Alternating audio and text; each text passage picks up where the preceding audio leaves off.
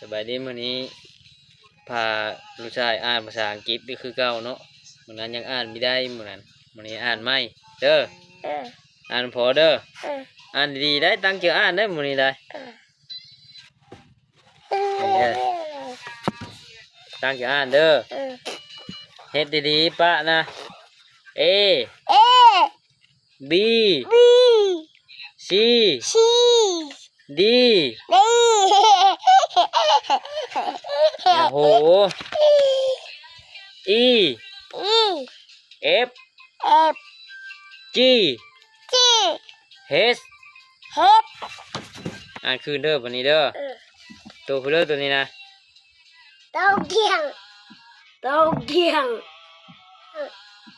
A ตัวนี้เด้